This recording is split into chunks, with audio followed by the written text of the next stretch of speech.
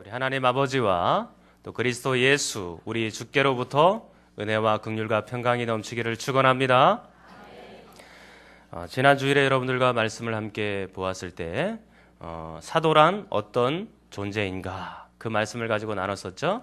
그래서 1절을 통해서 사도가 어떤 존재인지를 보았습니다. 자, 1절에 보니까 첫 번째로 사도는 하나님의 뜻으로 말미암아 된 존재다 그렇게 말씀을 드렸습니다.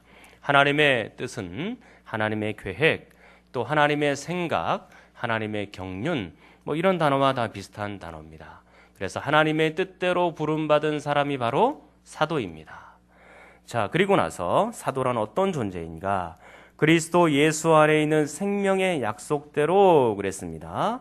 그래서 이 생명이라는 것은 두 가지가 포함되어 있다 말씀을 드렸고, 생명을 간직한 존재, 그리고 또한 생명을 전하는 존재가 사도입니다. 사랑하는 여러분, 여러분들은 예수님의 생명으로 가득 차 계십니까? 정말로 예수님의 생명이 여러분 마음속에 있습니까? 그렇다면 여러분들 가슴속에 품고 있던 그 예수 그리스도의 생명을 많은 사람들에게도 증거하고 전하는 종들이 되기를 간절히 축원합니다.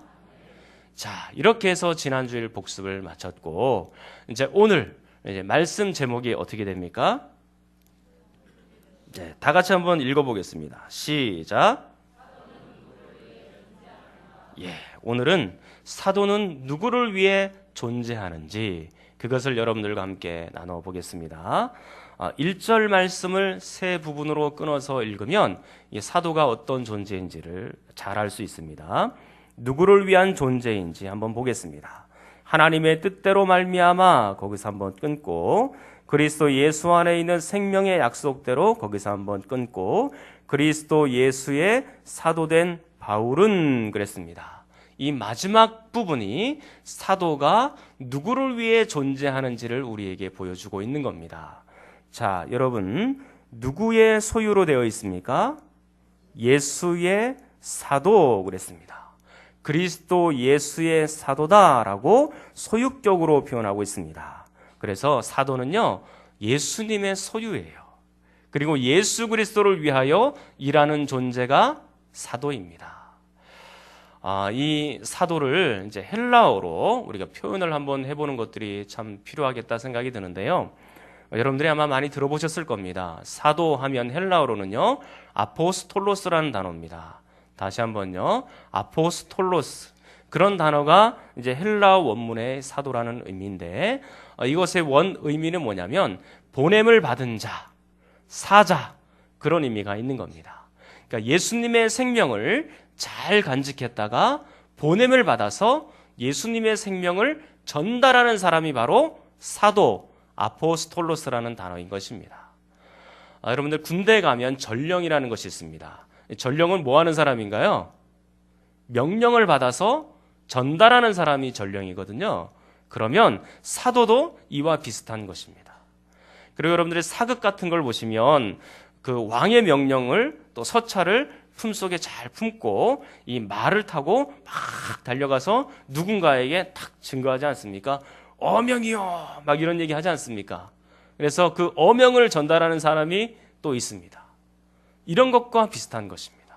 우리는 하나님의 명령, 그리고 예수 그리스도의 생명을 가슴속에 품고 있다가 이것을 위하여 최선을 향하여 달려가서 사람들에게 전달해주고 전해주고 그런 사람이 바로 사도인 것입니다. 우리가 이 사도가 누구를 위한 존재인지 사도행전 26장을 통해서 조금 더 보기 원합니다. 사도행전 26장으로 한번 가보겠습니다. 사도행전 26장입니다. 신약성경 232면입니다. 신약성경 232면 사도행전 26장입니다. 이 사도행전 26장은 바울이 아그리빠 왕 앞에서 자신이 어떻게 예수님을 만나게 되었는지 간증하고 있는 그런 장면이에요. 그게 이제 9절부터 이제 간증이 쭉 시작이 되거든요. 자, 그리고 나서 15절, 16절에서는요, 이제 예수님께서 자신에게 어떤 사명을 맡겨 주었는지를 이야기를 합니다. 자, 15절 16절을 보겠습니다. 내가 대답하되 주님 누구시니까? 주께서 이르시되 나는 내가 박해하는 예수라. 일어나 너의 발로 서라. 내가 내게 나타난 것은, 자, 이제 나타난 목적, 그리고 예수님께서 바울을 만나주신 목적이 지금 나오죠. 그것이 무엇이냐면 곧 내가 나를 본 일과 장차 내가 내게 나타날 일에 너로 종과 증인을 삼으려 함이다. 그렇게 말씀을 합니다. 지금 너를 만나 주어서 내가 생명을 준 것처럼 너도 그 생명을 가지고 다른 사람들에게 가서 증언하는 일을 해야 될 것이다. 그게 바로 사도인 것입니다. 자, 성경을 한번 17절을 더 보겠습니다. 자, 17절 여러분이 읽습니다. 시작.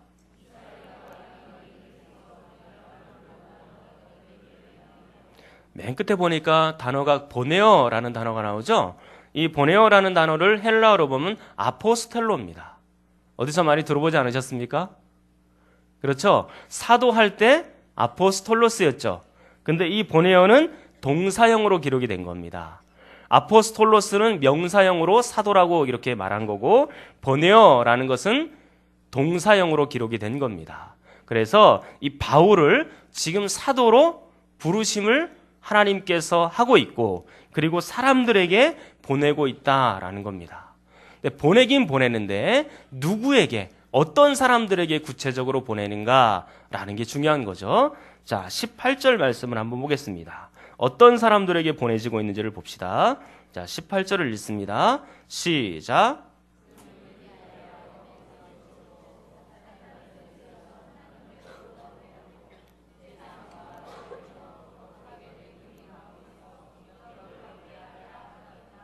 자, 18절을 잘 보시면 어떤 단어들이 나오냐면 어둠에서, 그랬죠? 그리고 사탄의 권세에서, 그리고 죄사함 그랬으니까 죄 아래에 있는 사람들에게.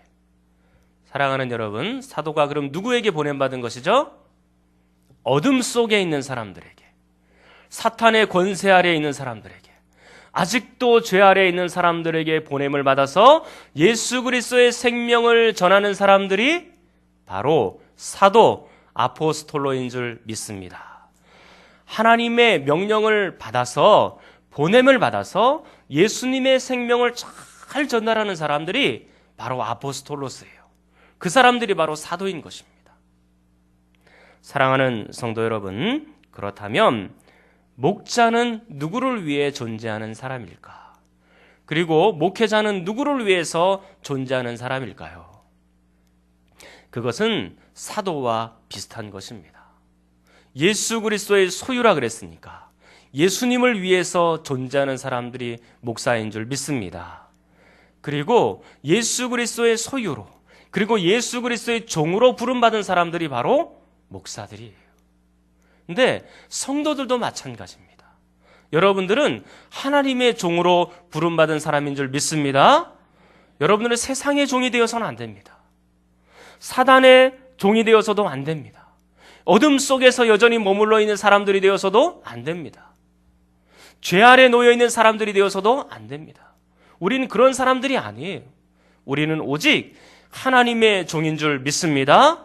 세상이 시키는 대로 살아가는 사람들이 아니라 예수께서 시키는 대로 움직이는 노예, 예수께서 말씀하시는 대로 움직이는 종이 바로 성도인 것입니다. 여러분들은 참으로 성도답게 그렇게 살아갈 수 있기를 축원합니다. 자, 그렇다면 사도가 아무리 하나님의 종이라고 하지만 여기서 필연적으로 발생되는 일이 있어요. 사도는 분명히 하나님의 종인 건 분명해요. 예수님의 종인 건 분명합니다. 그런데 동시에 사도는요, 사람들을 위해서 부름받은 존재입니다. 왜 그렇습니까? 사람들에게 보냄을 받았기 때문에 그런 겁니다. 사람들에게 보냄을 받아서 하는 일이 무엇일까요? 사람들에게 보내어져서 사람들을 위해서 부름받았는데 그 사람들을 위해서 해야 되는 일이 무엇일까? 이제 다시 성경 디모데후서로 넘어옵니다. 디모데후서 1장 2절입니다. 제가 읽으라는 것까지 여러분들이 한번 읽으시면 되겠습니다. 1장 2절입니다. 시작. 거기까지입니다. 여러분, 누구에게 지금 편지하고 있습니까? 디모데에게 지금 편지하고 있거든요. 이 디모데가 처음 등장하는 거는요, 사도행전 16장에 처음 등장합니다. 이 디모데가 어렸을 때부터 경건한 가정에서 자랐어요. 성경적인 가정에서 자랐습니다. 잘 신앙으로 이렇게 자랐던 사람인데, 그런데 사도 바울을 만난 이후로 예수님의 생명이 더 깊이 전해졌고, 그리고 예수 그리스도를 더 깊이 알게 된 겁니다. 그리고 나서 이 디모데가 나중에는요, 목회자까지 되었어요. 지금 이 디모데후서를 쓰고 있었던 당시에 디모데는요, 에베소 교회에서 목회를 하고 있었습니다. 공식적으로는 이 디모데가 목회자죠. 그런데 바울과 개인적인 관계로 보면 어떤 사람이라고 표현합니까? 아들이라고 표현하죠. 여러분, 바울은요, 결혼을 했다 안 했다 뭐 그런 얘기들이 있습니다. 뭐 결혼을 안 한 미혼이다. 그리고 예수 그리스도를 만난 이후에 그냥 혼자 살게 되었다. 결혼은 했지만 예수님을 생명을 받아들인 이후에는 혼자 지내게 되었다. 뭐 그런 얘기를 많이 하곤 합니다. 근데 이 바울이 결혼을 했는지 안 했는지 정확하게 성경엔 기록이 안 돼 있어요. 근데 아마도 바울에게는 자녀가 없었던 것 같습니다. 그런데 지금 이 디모데를 아들이라고 부르고 있거든요. 그렇게 한 이유가 뭡니까? 그에게 예수 그리스도의 생명을 전해서 복음으로 낳은 아들이 바로 디모데이기 때문에 그런 겁니다. 자, 그런데 이 디모데 아들을 향하여서 바울이 어떻게 하고 있는지를 한번 보십시오. 자, 2절 전체를 여러분들이 한번 읽겠습니다. 자, 2절 전체입니다. 시작.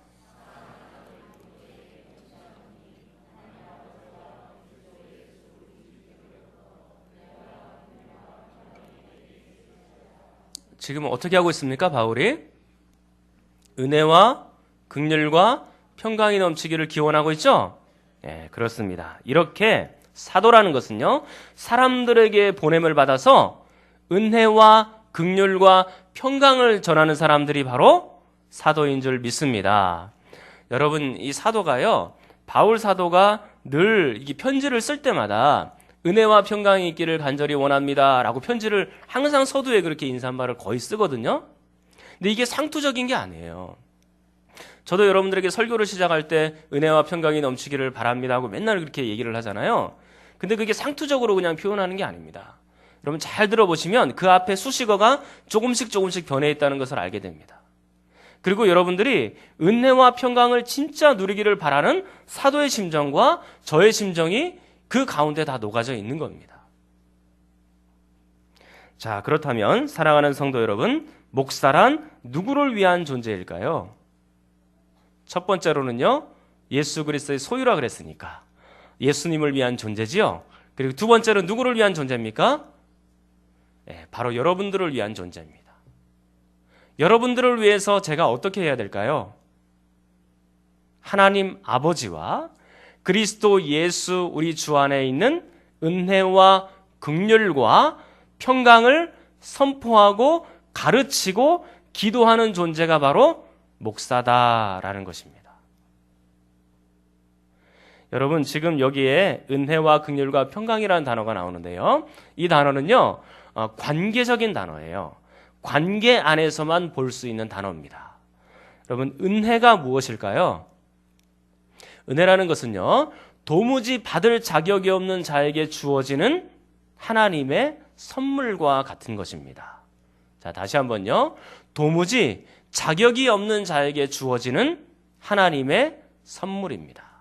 끝부분만 딱 떼어지면 하나님의 선물인 것이죠. 대표적인 것이 뭐가 있을까요? 구원이 있습니다. 우리는 구원받을 자격이 없는 사람이었어요. 천국을 소유할 수 있는 자격이 없는 사람이었습니다. 하나님께로 가까이 갈 수 있는 자격이 없었던 사람이었습니다. 그런데 하나님께서 먼저 우리에게 다가오셔서 구원이라는 선물을 우리에게 안겨주신 겁니다. 그래서 우리는 구원 얻게 되어서 하나님과 소통하게 되었고, 하나님과 교제하게 되었고, 하나님과 교제하는 관계로 변화가 된 거예요. 사랑하는 성도 여러분, 이런 은혜가 여러분들에게 있기를 간절히 축원합니다. 그 다음 단어가 뭐가 있습니까? 긍휼이란 단어죠. 긍휼은 어떤 단어입니까? 긍휼은 하나님께서 우리를 불쌍히 여기신다, 그런 단어입니다. 근데 긍휼은 어떤 사람들에게 주어질까요? 하나님께서 어떤 사람들을 불쌍히 여기실까요?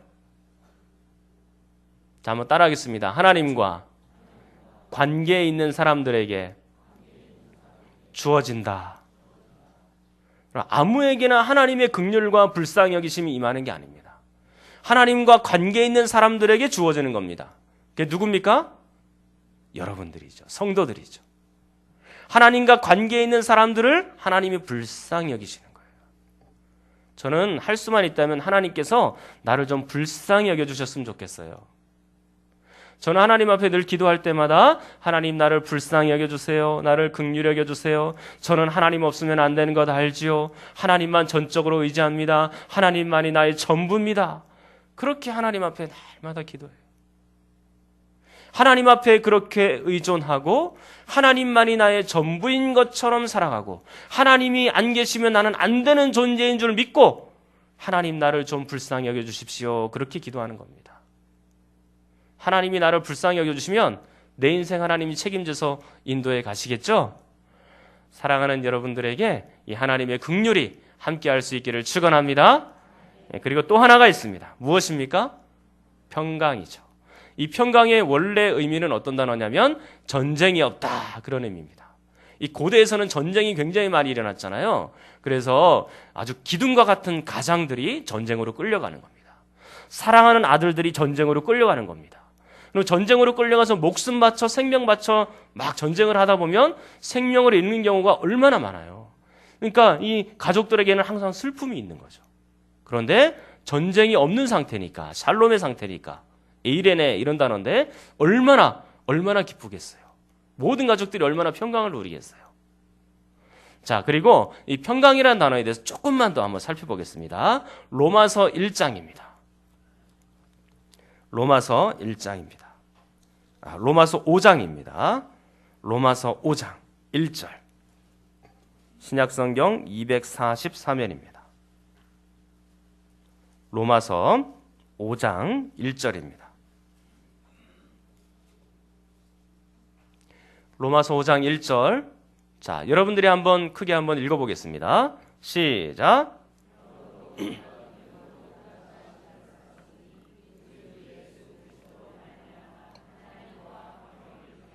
아멘. 뒷부분에 보니까 화평을 누리자 그랬습니다. 여러분, 누구하고 화평을 누리는 겁니까? 하나님과 우리가 화평을 누리자라는 겁니다. 근데 이 화평이라는 단어가 어떤 단어냐면 하나님과 화해하다, 그런 의미가 또 있는 겁니다. 하나님과 화해를 해야 되는 거예요. 이게 중요한 겁니다. 화해하지 않으면 다 죽은 목숨이에요. 다 죽은 영혼입니다. 그런데 우리가 도대체 과거에 어떤 존재였길래 너희들은 하나님과 화평해야 된다, 그렇게 말씀하고 있을까요? 과거의 우리의 존재를 한번 추적해 보겠습니다. 자, 그게 8절과 10절에 각각 나오거든요. 8절에 보면 이렇게 말씀합니다. 우리가 아직 죄인 되었을 때에 그랬습니다. 우리는 과거에 어떤 사람이었습니까? 죄인이었다, 그렇게 말씀을 하죠. 근데 이 죄인은 곧 하나님과 어떤 관계가 되게 하냐면 10절과 같은 관계가 되게 합니다. 10절에 보니까 어떤 단어가 나옵니까? 원수라는 단어가 나오죠. 우리는 죄 아래에 있기 때문에 하나님과 예전에는 원수되었다, 그렇게 말씀하고 있는 겁니다. 여러분, 죄인이었고 원수였을 때는요, 마음에 항상 근심이 있는 거예요. 항상 걱정이 있는 겁니다. 항상 불안한 겁니다. 완전히 전쟁 상태가 늘 내 마음속에 있는 겁니다. 그런데 이제 우리가 하나님과 화평을 누리게 된 거예요. 하나님과 화해하게 된 겁니다. 전쟁이 없는 상태가 된 거예요. 누구를 통해서요? 8절과 10절에 보면 정확하게 나와 있는데 특별히 10절을 여러분들이 한번 읽겠습니다. 10절입니다. 시작.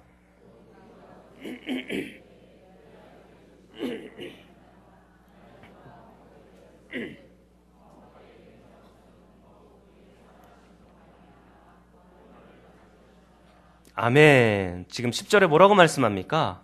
원수 되었는데 우리가 하나님과 화목하게 되었다 그랬죠? 화해하게 되었다 그러죠? 평강을 누리게 되었다 그러죠? 누구 때문에요? 예수 그리스도의 어떤 행위 때문에요? 죽으심 때문에 그런 겁니다. 이게 참 역설이에요. 예수님은 죽으셨는데 우리는 생명을 얻고 살아난 거예요. 이게 정말 신비한 겁니다. 예수님이 죽으시고 우리는 살아나게 된 겁니다. 예수 그리스도로 말미암아 평강을 누리게 되었고 화해하게 되었고 우리가 생명을 얻게 된 겁니다. 사랑하는 성도 여러분, 이런 평강이 여러분들에게도 임할 수 있기를 간절히 축원합니다. 우리는 과거에 죄인이었고 원수였지만 이제 예수 그리스도의 죽으심을 믿는 순간 그 예수 그리스도의 죽으심으로 우리의 정과 욕심과 우리의 모든 죄가 십자가에 다 못 박고 이제는 새롭게 예수님과 함께 산 생명으로 변화가 된 겁니다. 이제는 전쟁과 같은 마음이 없어요. 내 마음에 전쟁처럼 복잡하게 얽혀있는 것들이 다 사라져갑니다. 예전에는 하나님과 원수 관계였는데 이제는 어떤 관계가 된 겁니까? 하나님과 화해하는 관계, 평강한 관계, 이렇게 바뀌어진 거예요. 얼마나 감사해요. 사랑하는 성도 여러분, 목회자가 성도들에게 보냄을 받아서 그렇다면 무엇을 해야 되는 존재입니까? 오늘 말씀에 있는 것처럼 성도들에게 은혜와 긍휼과 평강이 넘치도록 기도하고 선포하고 가르치는 존재가 바로 목사다라는 것입니다. 그런데 다시 디모데후서 1장으로 또 넘어오겠습니다. 자, 디모데후서 1장 2절을 보겠습니다. 이제는 은혜와 긍휼과 평강이 어디서부터 출발하고 있는지 그 출발점을 한번 보도록 하겠습니다. 디모데후서 1장 2절입니다. 자, 2절 전체를 여러분이 한번 읽겠습니다. 시작.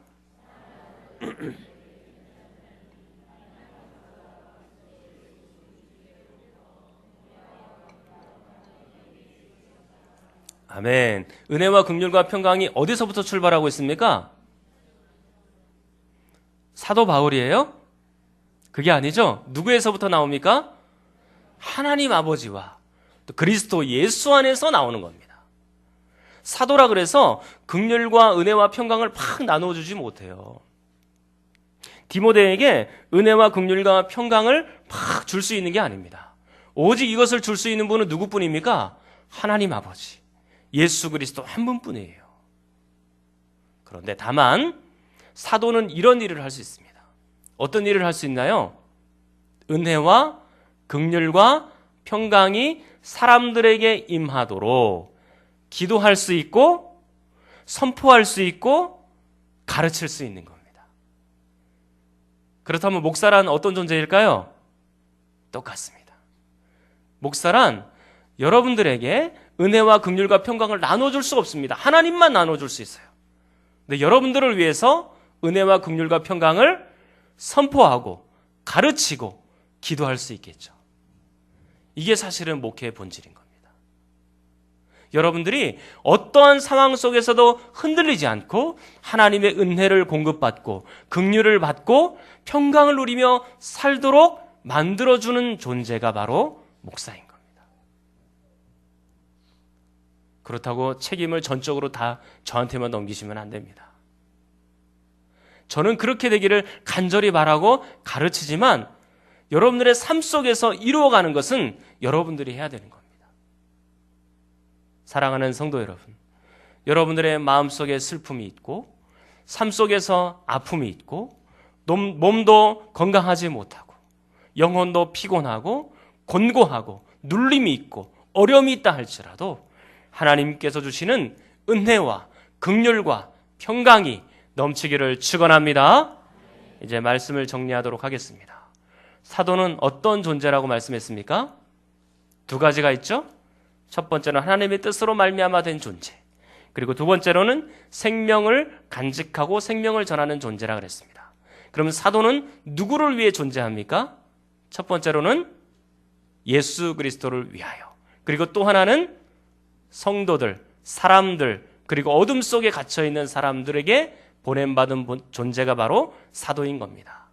목사도 마찬가지죠.